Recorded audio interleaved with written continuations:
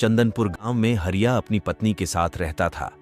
हरिया स्वभाव से बहुत ही भोला और मेहनती था और उसकी पत्नी सविता दिमाग से चतुर थी।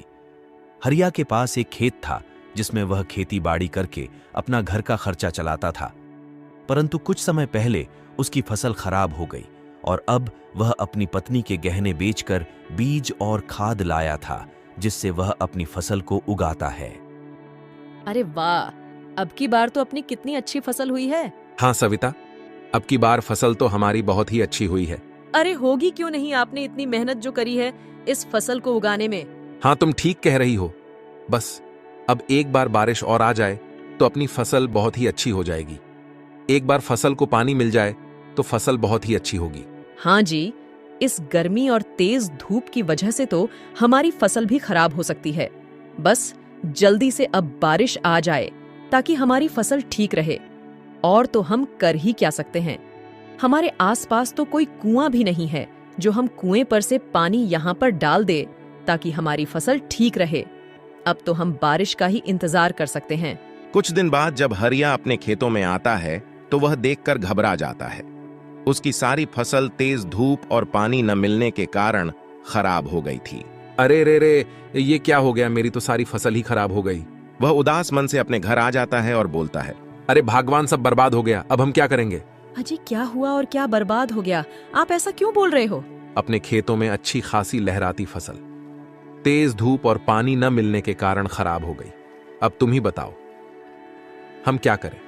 अब तो अपने पास एक भी रुपया नहीं बचा है जिससे मैं दोबारा से खेती करने के लिए बीज और खाद ला सकूं। मैंने पिछली बार ही तुम्हारे गहने बेचकर खाद और बीज लाया था। अजी आप चिंता मत करो, तुम दोबारा से खेती करो, क्या पता अब की बार अपनी फसल अच्छी हो। अरे भगवान, पर दिक्कत तो ये है कि अपने पास पैसे कहां से आएंगे। मैं तो मेहनत कर लूंगा। अजी अपने गांव में बल्लीराम है ना, उससे आप कुछ पैसे ब्याज पर ले आओ। जब अपनी फसल होगी तो हम उसको उसके पैसे वापस दे देंगे।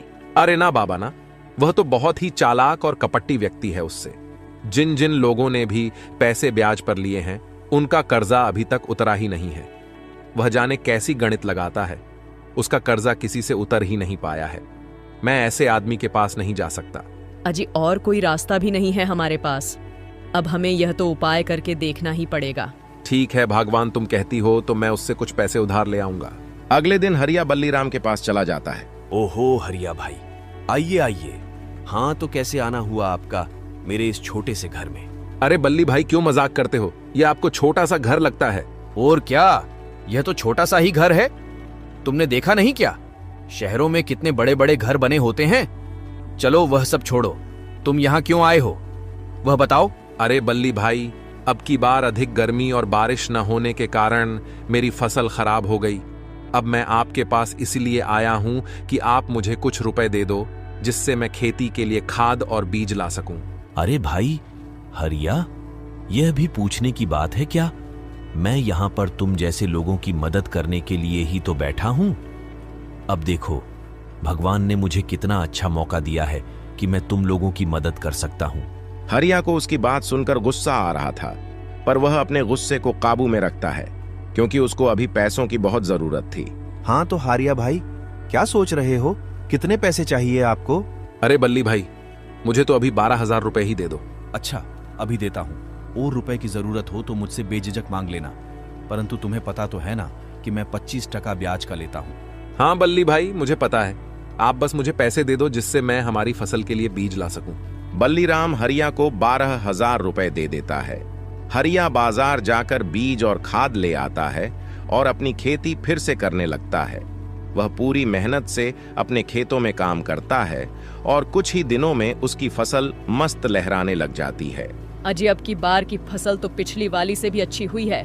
बस कुछ समय तक और हमारी फसल ठीक रहे, उसके बाद हम अपना कर्ज उतार देंगे। हाँ हाँ भगवान, तुम ठीक कहती हो। भगवान ने चाहा तो हम जल्द ही उस बल्ली का कर्जा उतार देंगे जिससे वो हमारा ब्याज ज्यादा ना बढ़ाए। अगले दिन बहुत ही जोर से बारिश होने लगती है जिससे हरिया खेतों पर नहीं जा पाता है और 2 से 3 दिन तक लगातार बारिश होती है। जब बारिश रुकी तो हरिया तुरंत अपने खेतों में गया। उसने देखा कि सभी गांव वालों की फसल बर्बाद हो गई थी। जब उसने अपना खेत जाकर देखा तो उसकी फसल भी पूरी तरह से नष्ट हो गई। ज्यादा पानी पड़ जाने से उसकी फसल अब की बार भी खराब हो गई थी। वह बहुत ही टेंशन में घर जाता है। वह घर जाते ही धड़ाम से नीचे गिर जाता है। उसकी पत्नी हरिया को पास के ही अस्पताल में लेकर जाती है और उसका इलाज कराती है। उसे ज्यादा टेंशन लेने की वजह से अटैक आया था। अब वह कुछ दिन तक आराम करने वाला था। उसे डॉक्टर ने साफ मना कर दिया कि अब वह कुछ दिन तक ज्यादा काम नहीं कर सकता है, इसलिए अब उसे केवल आराम की जरूरत है। अरे भगवान, अब हम क्या करेंगे? अब मेरी तबीयत भी खराब हो गई है, तो अब हम घर का खर्चा और बल्लीराम का कर्जा कैसे उतारेंगे? अभी आप चिंता मत करो, मैं हूं ना, मैं सब कुछ ठीक कर दूंगी, तुम बस आराम करो। वह सेठ बल्लीराम के पास जाती है और उसको अपनी समस्या बताती है। अरे ये सब मुझे नहीं पता है और अब मेरे पास पैसे भी नहीं हैं तुम्हें देने के लिए। अब बस तुम्हारे पास एक ही उपाय है। मेरे पास कुछ बोरी भर के गोभी है, तुम इनको ले जाओ और बाजार में अच्छे दामों पर, अगर तुमने इसे बेच दिया तो मैं तुम्हें उसका कुछ हिस्सा तुम्हें दे दूंगा। अब सविता के पास कुछ रास्ता नहीं था, तो उसने उसे हाँ कहा और सभी गोभी की बोरियों को घर ले आई। अरे भगवान, तुम क्या करने वाली हो? इतनी सारी गोभियां क्यों लाई हो? इनसे क्या तुम पकोड़े तलने वाली हो? अरे वाह, क्या ही मस्त आइडिया बताया है आपने। अरे मैंने तुमको क्या आइडिया बताया है? और ये खराब गोभी ही क्यों लाई तुमको कोई अच्छी गोभी नहीं मिली क्या? अरे यह मैं खरीद कर थोड़ी लाई हूँ, यह तो मुझे सेठ बल्लीराम ने दी है। उसने कहा कि तुम मेरी इन गोभियों को बाजार में बेच आओ, जो भी मुनाफा होगा मैं तुम्हें उसमें से कुछ हिस्सा दे दूंगा, इसलिए मैं इनको ले आई। और आपने तो मुझे बहुत ही अच्छा आइडिया बता दिया। तुम इनको बल्लीराम से लेकर आई हो। अब तुम्हें पता है ना कि वैसे ही हमारे ऊपर उसका कितना कर्जा है, और अब तुम ये खराब गोभी भी ले आई। अब वह हमारे ऊपर और भी कर्जा कर देगा। इनके पैसे भी वह उन पैसों में जोड़ देगा। और तुम्हें पता नहीं था क्या कि जब सभी गांव की फसल खराब हो गई है तो उसकी फसल कैसे बची होगी? तुम तभी मना कर देती उसको। ये बल्लीराम एक नंबर का मतलबी इंसान है। अरे अब मेरे पास कोई और रास्ता भी नहीं था, इसलिए मैं इनको ले आई। वैसे भी अब मुझे एक आइडिया मिल गया है जिससे हम अपना कर्जा चुका सकते हैं। क्या सच में? क्या आइडिया मिला है आपको? अरे बताती हूँ मैं। इन गोभियों में से खराब गोभी हटाकर सही सही गोभियों को लेकर उनके पकौड़े तलूंगी और उनको बाजार में बेचकर आऊंगी, जिससे हमें जो भी फायदा होगा उससे हम उसका कर्जा चुकाएंगे। अरे वाह भगवान, तुमको बहुत ही अच्छा विचार आया है। जब मैं ठीक हो जाऊंगा तो मैं भी तुम्हारे साथ काम करवाया करूंगा। अरे बस अब आप आराम करो। और हाँ, मुझे तो अब छोटी सी दुकान भी चाहिए होगी, मैं उसकी बात करके आती हूँ।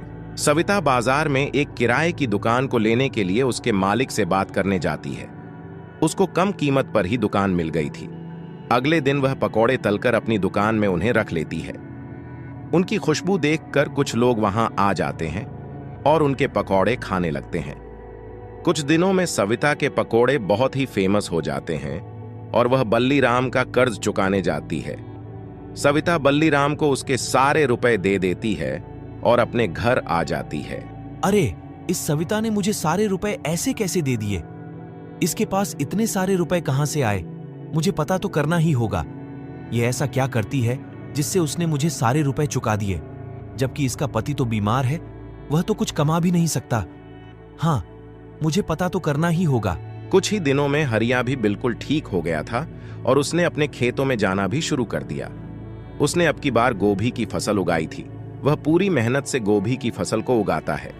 एक दिन बल्ली बाजार जाता है तो उसे वहां पर सविता नजर आती है। ओह अच्छा, ये बात है। तभी तो मैं कहूं कि इतने सारे रुपए इसके पास कहां से आए।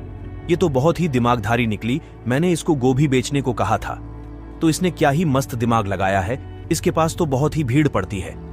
इसने तो मेरी सारी गोभी को काम में ले लिया। इसने तो इसके पकोड़े ही बना दिए और इसे रोकने के लिए कुछ ना कुछ तो मुझे करना ही होगा, वरना ये तो मुझसे भी अमीर बन जाएगी। फिर मेरा नाम तो डूब जाएगा। मुझे तो कोई भी ब्याज पर पैसे ही नहीं लेगा, यही सभी की मदद कर दिया करेगी।